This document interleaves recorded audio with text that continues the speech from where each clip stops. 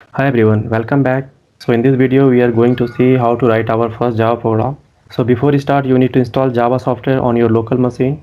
So you can install JDK 8 or JDK 11 on your machine. I have installed JDK 11 on my machine because this is the latest LTS version. You can install JDK 8, JDK 11 or any other version. But don't install earlier version of Java like JDK 1.6 or 1.7. Those version has been outdated. Now second thing you need to write your program, you need a text editor. So you can use Notepad or Notepad++ to write your program, or you can use IDE for write your code. So you can use Eclipse IDE, NetBeans, IntelliJ IDE. So Eclipse is the most popular. So we are going to use Eclipse IDE in this Java series for writing our code. But today we are going to write our first Java program. So I will use Notepad++. Now these are the steps to design first Java program. So first step is to write the program. So today I will use Notepad++ to write the code. Now the second step is to save the program.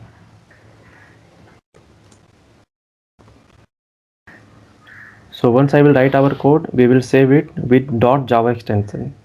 Now the next step will be compilation process.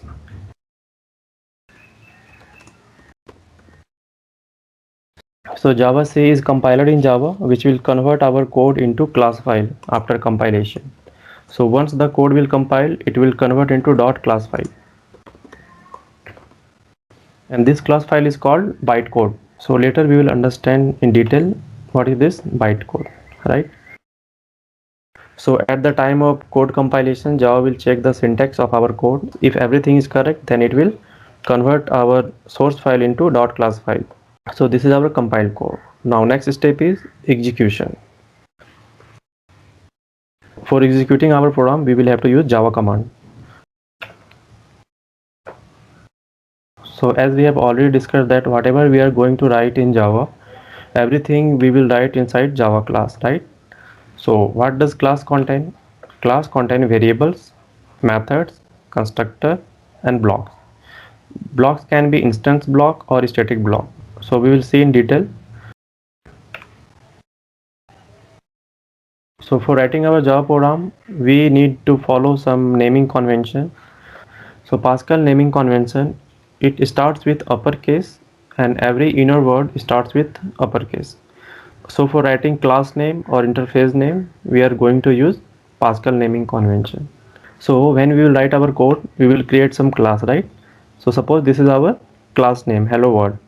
So according to naming convention, it should be Pascal naming convention. So it should start with uppercase and the inner word should be uppercase.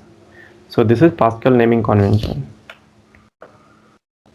So same if we are writing variable name or method name, then we use camel case naming convention. So in camel case naming convention, it starts with lowercase and every inner word start with uppercase. So if this is the variable name, mobile number, it will start with lowercase and the inner word will start with uppercase. Same with method name. We have a method calculated, so the first case will be lowercase and the inner word will be uppercase. So these are the naming convention we have to use while writing our code. If you are not using this naming convention, then no problem. Your code will compile and you can execute your program. But while writing our Java code, we need to follow some standard. That's why we are using this naming convention while writing our code. So our first step is to write the program. So I will go to the Notepad++ editor. So we will use this editor to write our code. So first I will create a class. So here I have created a demo class. So class is just like a container. So whatever we are going to write our code, it should be inside the class. So I will write a method that is public static void main method.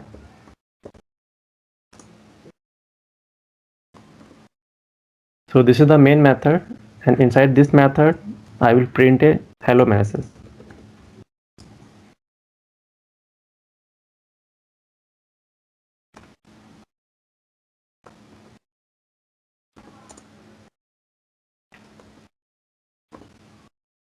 This is the class, and inside this class I have created a method that is public static void main, and this is the parameter string argument, and I have printed a message system.out.println hello Java. So our first step is to write the program. Now the second step is to save the program. So this is the class file, so I will save this file.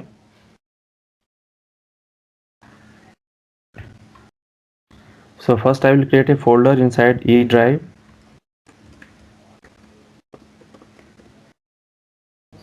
and inside this folder I am going to save my Java program. So this is the program and I will save it. So what will be our source name? And this file I am going to save with the name demo.java. So .java is the extension of Java file, and I am going to save this file in E drive Java program. This is the folder. So I will save this with the name demo.java. So now go to the folder. This is our source code.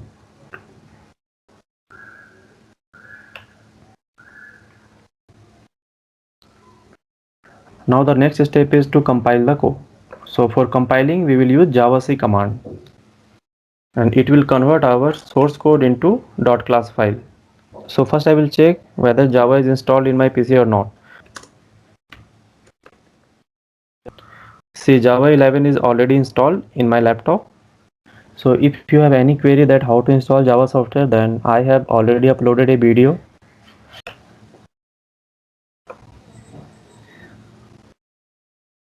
So this is the source file, and inside this source file I have created a Java class, right? So I am going to compile this code. So first I will go to the folder where I have saved this Java program, right? So inside this folder we have a source file. So now I will compile this file.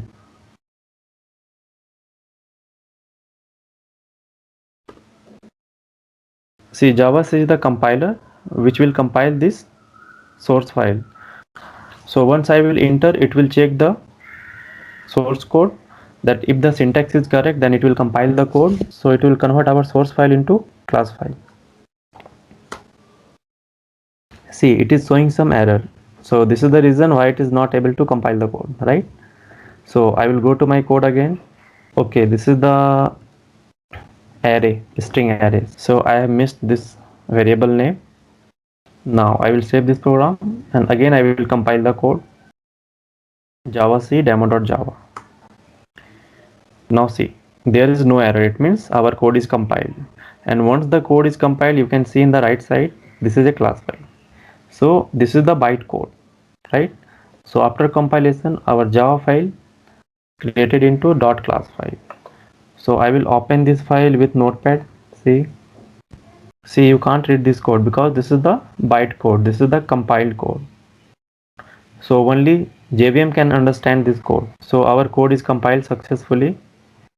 So after compilation, Java has created a demo.class file. Why the file name is demo.class file? Because I have created a demo class. So this class will get converted into .class file. So now our last step is to execute the program. So for that we will type Java and that class file name.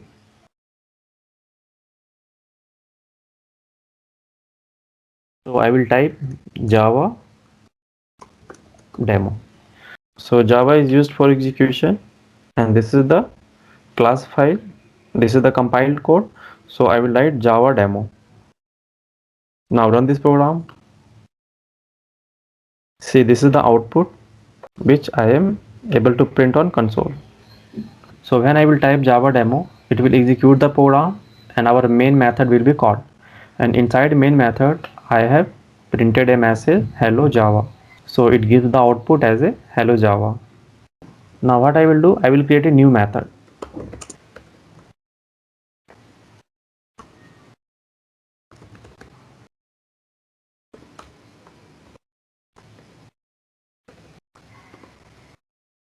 Now inside demo there is two methods. One is main method and one is add method. So once I will compile the code, will this code execute? No, this code will not execute. Why? Because whenever we are executing this class, this public static void main method is going to be executed. Because when we execute this program using Java demo, then who is responsible to call this main method? JVM. Means JVM is a part of Java software. So we will discuss in detail. So for now, just try to understand. So whenever we are going to execute our program, JVM is responsible to execute our program, right? JVM understand only this main method, right? So if you want to execute this class using JVM, then you have to write the main method. So again, I will compile the code, and, I will run the code. See, on console we are getting hello Java. So what the code we have written inside this main method, that code is going to be executed, and this add method is not going to execute, right? Now what I will do, I will remove this main method. Now see what will happen. Our program is correct. We have a class and we have a add method. Means our code will compile. See, I am going to delete this class file. So again it will compile our code.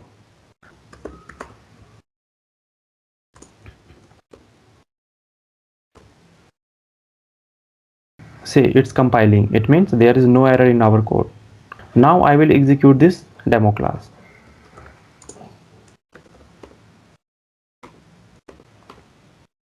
Now see, we are getting an error, main method not found.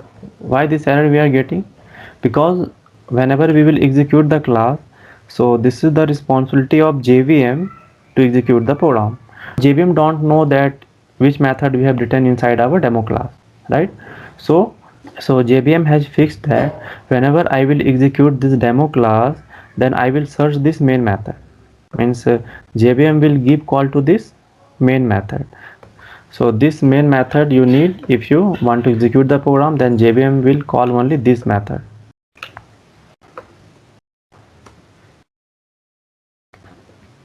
Right? So this is the first program.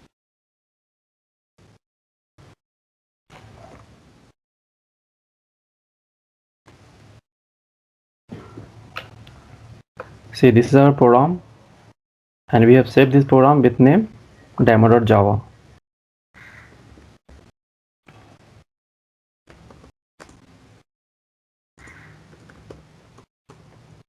So these are the steps we have followed, and this is the bytecode.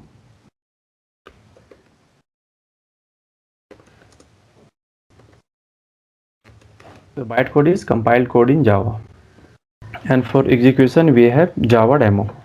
And who is responsible for executing our code? JVM. What are the output we are getting? So this is the output.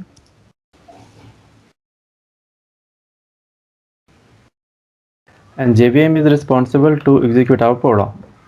Now see, in this program, we have used two predefined classes. One is system class and one is string class. And this is the println method which is responsible for printing this message, right? So we have used predefined class. So first we will have to know that in which package this predefined classes exist.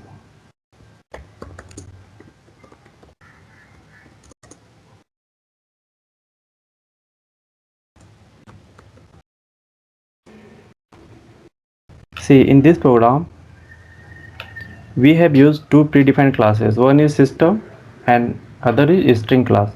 And this class present in java.lang package, right? So if we are using these classes, then we should import java.lang package. But we are able to compile and execute our program without using this lang package. So what is the reason for that? So the reason is that this is the by default package.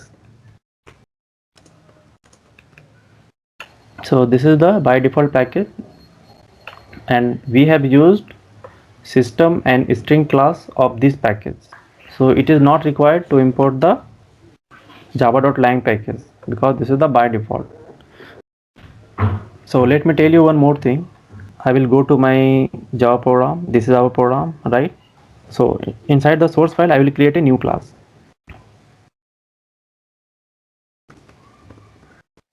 See, this is the class. Take one more class. See, this is our program. Now there are three classes, right? See, when I will compile this source file, it will create three class file. So compile this code. See, this is the source file and three class file is created. So in this program, we have created three class. So class is just like a container. So whatever we are going to write, we have to write inside the class. So I have not written any code inside the sample class and ABC class, right? But still this is a class. But when we will compile the code, so there is a three class file demo, sample, ABC. So after compilation, it will create three class file sample, demo, ABC, right? So this is the logic. So when I will run demo class, means this class, see, inside demo class there is a main method, so it will execute. Now again I will try to execute this sample class. Now what will be the output? It will show error, main method not found. Means at the time of execution, JVM will search main method. So inside sample class we don't have any main method, so we are getting error at the time of execution. Suppose in sample I will create a method.